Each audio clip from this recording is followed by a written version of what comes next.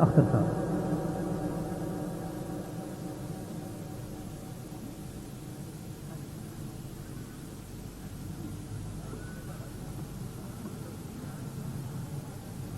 الرحمن الرحیم.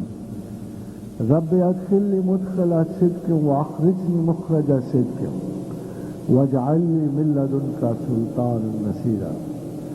سبحان ربک رب العزة عما یصفون والسلام علی المرسلین والحمد للہ رب العالمین. خادم حضرات، مجھے علم تھا کہ بہت سارے نوجوان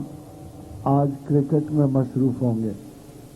مگر میں لائیو کرکٹ کا بندوبست کر کے آیا تھا. اور ویسے بھی بحیثیت ایک جذباتی قوم پر ہر بال کے ساتھ ہماری روح نکلتی آتی اور جاتی رہتی ہے، تو میں نے کہا کچھ انسٹرکشنل فلسفی آف کرکٹ کے تحت، اور ویسے بھی اب کرکٹ ہماری ذاتیات سے بڑھ کر سیاست میں چلی گئی ہے، اس لیے میں خان صاحب کو میرے مہمان تھے اور میں استدعا کر کے ساتھ ان کو لے آیا. خاتون حضرات، آج کے موضوع کا میں نے تعین اس لیے نہیں کیا کہ تمام حواس جو ہمارے پاس موجود ہیں اس وقت رنج و غم و کرب و بلا کی اس کیفیت میں ہیں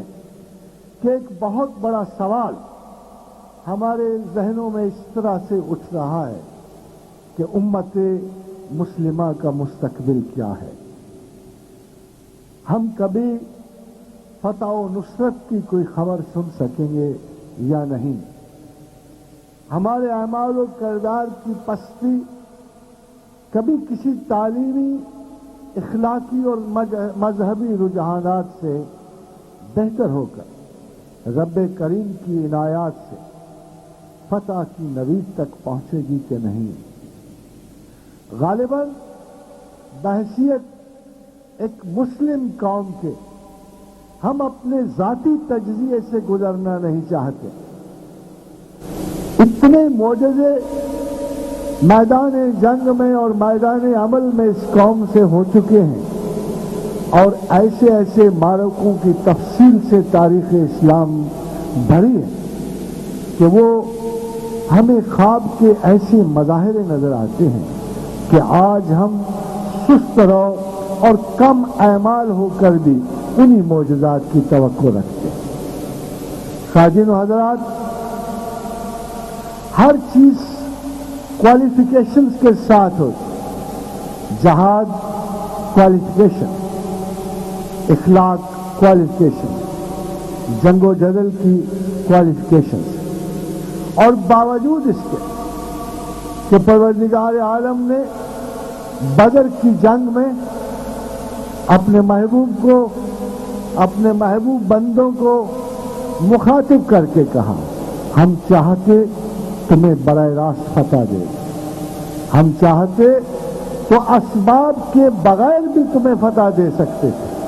مگر ہم نے ایسے چاہا نہیں، اس لیے کہ نفسیات انسان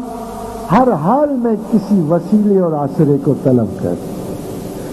نفسیات انسان ایسا رابطہ چاہتی ہے، خدا بہت دور انہیں لگتا ہے اور ذہن قریب کی شہادت مانگتا ہے. تو اللہ نے بدر کی جنگ کے بارے میں ارشاد فرمایا کہ اے نبی کریم، اے محمد رسول اللہ صلی اللہ علیہ وآلہ وسلم، اے اصحاب محمد، ہم تمہیں چاہتے تو براہ راست فتح دے دیتے، مگر ہم نے تمہیں 5000 ملائکہ سے مدد کی. 5000 ملائکہ سے مدد. اللہ سے پوچھنے کا حق تو ہے آپ کو کہ اللہ، اگر تیری ایک جنبش ابرو سے نظام کائنات بدل جاتا ہے، میدان جنگ بدل جاتا ہے، فتح و نصرت کے معیار بدل جاتے ہیں، تو پھر تو آسرے بیچ میں کیوں رکھتا ہے؟ تو حضرت ابراہیم علیہ السلام نے فرمایا اللہ سے، کیا مالک و کریم، رب وَإِذْ قَالَ إِبْرَاهِيمُ رَبِّ أَرِنِي كَيْفَ تُحْيِي الْمَوْتَىٰ تو زندہ کیسے کرتا ہے، تو مردہ کو زندہ کیسے کرتا ہے؟ تو پروردگار عالم نے سرزنش کے لہجے میں فرمایا ابراہیم قَالَ أَوَلَمْ تُؤْمِنْ، ابھی بھی اتنا جلیل القدر پیغمبر ہو کر بھی، اتنا میرا خلیل اور محبوب ہو کر بھی ابھی بھی تجھے ایمان نہیں اس بات کے پہ ہم مردہ کو زندہ کر لیتے ہیں؟ قَالَ بَلَىٰ وَلَٰكِن لِيَطْمَئِنَّ قَلْبِي، کیا مالک و کریم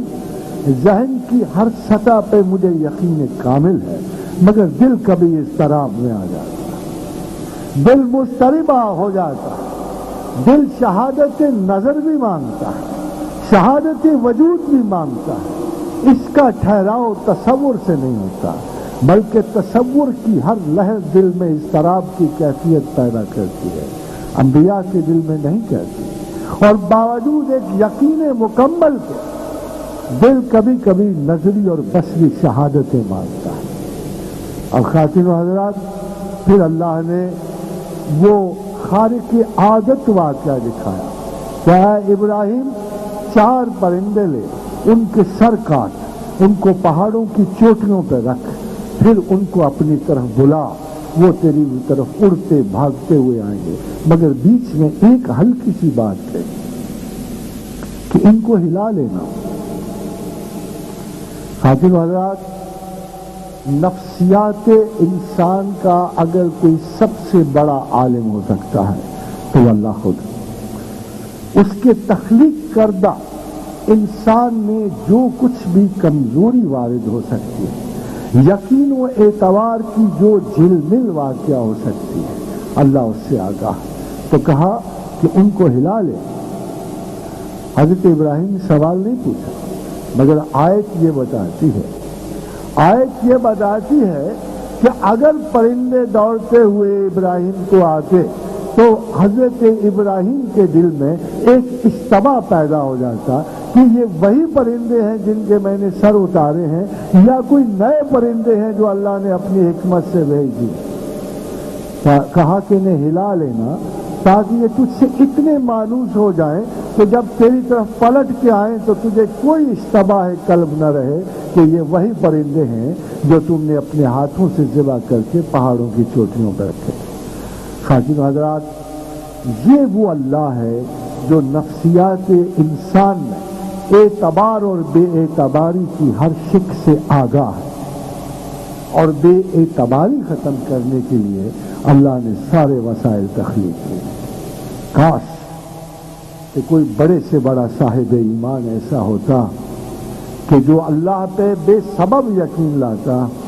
کاش کوئی ایسا بڑے سے بڑا صاحب یقین ہوتا کہ ابن عباس نے فرمایا